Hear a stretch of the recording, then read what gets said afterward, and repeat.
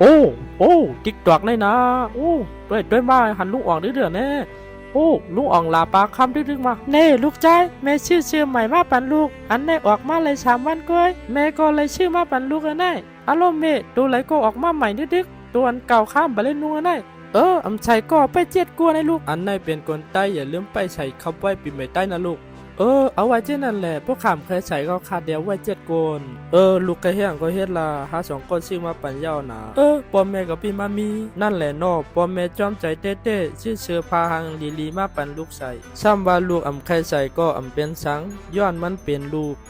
ไหลลองในก้อยเก่าคันทำไมสมัดด้วยไอ้2 ก้อนในเหมือนไอ้2 ก้อนในเหตุการณ์อยู่กูวันต้อนไรลือเสปอเหตุการณ์เหอไรไข่ย่อยจ่องกันไรกินข้าวเหตุการณ์เย่าม้วนเย่าจ่องเตไรมือเฮินค่ะเพราะว่ามีแผลไรไข่ด้วยเจิงแต้วค่ะในอย่าลืมอ่อนกันเข้าวัดด้วยดีช่อง YouTube อันคาเนในค่ะเนาะก็เตรียมหาว่าสายตาใต้ในก็ออกมาค่ะเนาะสายตาในเตรียมดิกใต้ค่ะเนาะอันเป็นใต้อันว่าใช้ว่า TAI ใต้ในค่ะเนาะกัดด้วยไรค่ะ